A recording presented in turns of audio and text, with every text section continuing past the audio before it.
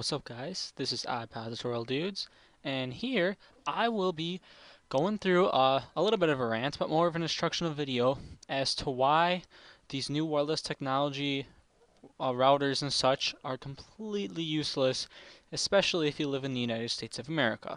So, we'll start off by getting straight to the point here. This is the average internet speed. It's not to say it's faster. You can get it faster, but right now the current average internet speed in the United States of America is 7.4 megabits per second. Now here I'm going to bring you over to my Excel document to quickly show you guys how fast that actually is in megabytes per second, which is something you can relate to more, because you know how much a megabyte per second, so like let's say a movie is like 1,000 megabytes. So then if you wanted to download a movie in the United States, it's kind of hard to tell with megabits. So I'm going to go and show you guys the conversion. So a megabit per second, and a bit is, there's 8 bits in a byte. So basically all you have to do really is divide how many megabits per second by 8 to get how many megabytes per second. So here you can see 20 megabits per second equals 2.5 megabytes per second. So if this is your internet speed right here, which is over twice as fast as the average in the United States, it would take you a good 500 seconds, a little bit less than that, but around 500 seconds to download the movie. That it would be 1,000 megabytes. So as you can see, the United States is about half as slow as South Korea, but that's just the tip of the iceberg here. If you go to, I'll just bring up two major internet service providers in the United States, which would be Comcast and Time Warner Cable. You can see here a bunch of the different internet speeds.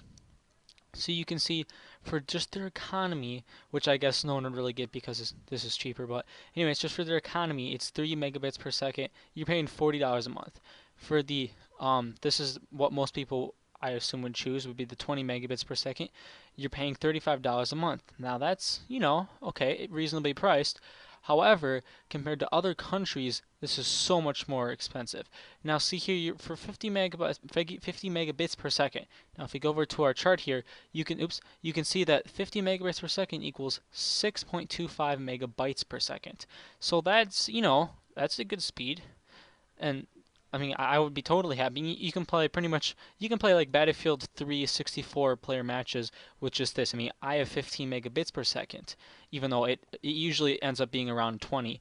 But I can play Battlefield 3 perfectly fine. I have decent, I wouldn't say it's great, but 15 megabits per second is definitely a decent internet speed. But then again, you have to think of, most people now have so many devices that connect to it. This 20 megabits per second isn't what every device gets. This is your entire household gets this much. So as you see, this is $75 a month. Now that is really expensive. That really adds up over, if you take it for an entire year, that's 74 times 12. That's a really big number. I'll have it on the screen somewhere. That's how much you'd be paying if you decided to go with this. And I mean, for internet, that's just really expensive. I mean, I don't think many people do this. So let's go over to Time Warner. These is, I think it's even more expensive here. What the price is, usually it's $45 a month for just 15 megabits per second. And you can see here, it's a bit cheaper here. Actually, it is a special offer, so I'll probably go back up. But both of these places, that's around 40. So usually it would be around 45 bucks a month to get just a measly 15, and obviously Time Warner here is more expensive. And the thing about it is, if you live in the US, chances are you only have one or two possible internet service providers that around you, unless you live in a bigger city. Like for example, so I live in a city that in a 50 square mile radius from my house, there's over 1 million people living there, and we're still paying, a lot of money a month, a good $40-50 a month, just for some stupid internet. So as you can see, I'm kind of ranting about how expensive it is.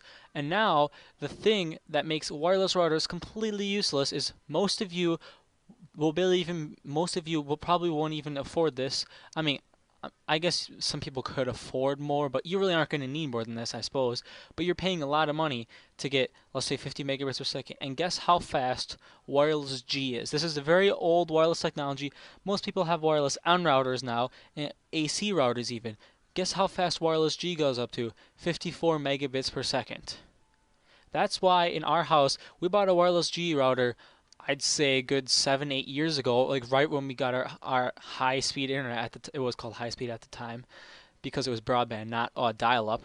When we got that, I mean, I guess we got a new wireless G a few years back when the other one burned out eventually, but we have stuck with a wireless G router because we're getting like 20 megabits per second. Why would you bother wasting your money on a wireless N router if the wireless G at 54 megabits a second is more than almost every single plan up here, unless you're planning on spending. Look, it's so much they don't even say what the price is here. Here they don't even have an option to say how much it costs. It's just so expensive in the U.S. So in the U.S., um, the Comcast offers a plan. I don't have it pulled up here, but that says that's a 305 megabit per second plan, and it costs $320 a month. That's just insane. You would be getting, let's bring up the chart here. You'd be getting approximately 32 megabytes per second for $300 a month. And that's offered by Comcast, sorry. That's offered by Comcast, and Verizon also has another plan, the same price for 500 megabits per second. So that's supposed to be like the fastest speeds in the US. But if you move over to Hong Kong, they have for $25 a month, you can get 500 megabits per second. So you're getting an insane 75 megabytes per second for the price of $25 a month. Look over here. That is cheaper than getting 20 megabits per second. You're getting 500 in other cities. Now, granted, the list of countries that has faster internet than the U.S. are all much smaller, so it's easier to set up an infrastructure, which is one of the downfalls of the U.S. But even in major cities in the U.S., it still costs this much to get internet. I mean, that's insanely expensive. So also in Japan, you can see they're releasing the world's fastest home internet 2 gigabits per second. That is 250 megabytes per second. That's insanely fast. And you might say, oh man, that must be really expensive. Nope. $51 a month. That's all you're paying. And the upload speeds are 1 gigabit per second. I didn't even mention upload speeds yet. On most of these plans, they don't even mention the upload speeds because they're around 1 to 2 megabits per second for most of these plans. The upload speeds are much slower. And here you're getting these insane speeds for the same prices as a 20 megabit per second plan here, and well, in between plan here that I don't think they actually have, but this is just showing how slow the US internet is. Now we're going over to wireless routers. You see wireless G 54 megabits a second. There are very few people in the US that need anything above a wireless G router, and yet all you see everywhere is, oh, wireless G or wireless N. Oh, look at this wireless AC. Isn't that crazy? So now you're seeing basically the last, I'd say, 5 or so years, wireless N has been the coolest thing, or maybe 4, but wireless N has been the coolest thing, offering these huge, super fast internet speeds, 150 to 300 megabits per second. I think they also have 600 megabit per second ones, depending how many antennas you have, or like a dual band and then quad band offers 600 megabits per second. But for most instances, single band 150, dual band 300. But if you look at this, and look at these plans that we have here, you would never, even if you get the fastest plan, that utilizes a single band wireless N router, which runs you about, what, 30, $40? I mean, I guess not nowadays, but initially I'm sure it was more expensive. But that's the fastest plan they have, which is costing you $300, or I guess $120 a month, that no one ever has anyways. And then now the huge push is AC routers, which end of 2012, mid 2012, that's when these guys started coming out. Now these guys cost around $120 to $200 to get a wireless AC router, and all these people are jumping on saying, yeah, look at us, we got these cool wireless AC routers. Now right now the maximum is a quad band, I guess it's a quad antenna. I'm not really super familiar with this, but it's a quad antenna. Not all devices support it, but the maximum right now is 1.7 gigabits per second. That is crazy fast. I mean, that's upwards of 200 megabytes per second. But if you look at the US internet prices and infrastructure, I mean, Google Fiber is probably one of the only places in the US, and that's just Kansas City, that has gigabit, I guess this is a short term, connection speeds for a reasonable price. I mean, at $70, the Google hooked up um, fiber optics all of Kansas City. I believe it was Kansas City. Um, so $70 a month you're paying to get these speeds for uploads or for downloads. I think the uploads are 500 megabits per second. I mean, that's the only reasonable city pretty much in the entire United States where you get speeds even close to what they have out in Japan, South Korea, Singapore, Netherlands.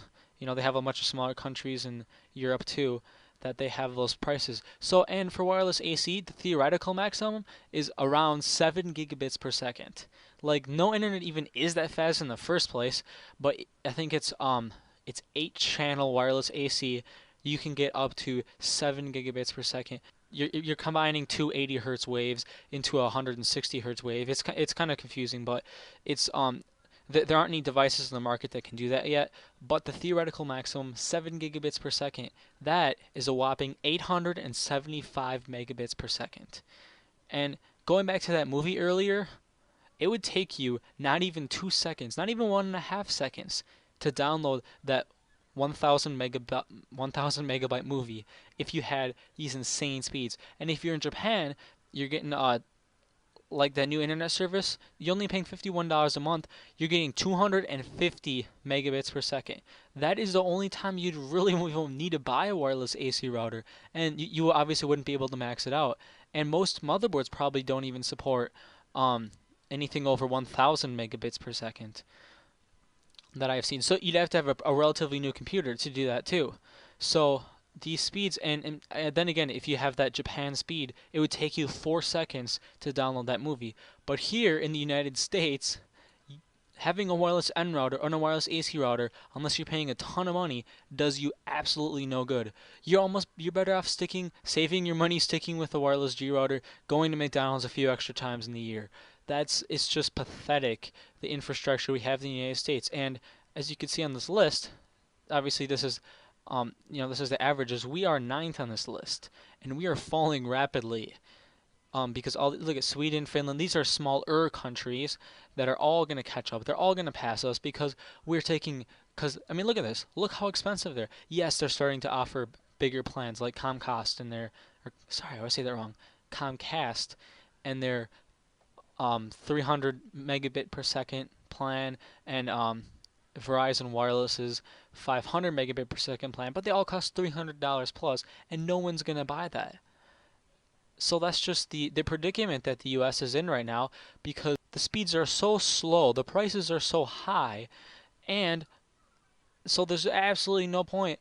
So many people, if I go around my neighborhood and just search for Wi-Fi, almost every single person has a wireless N router.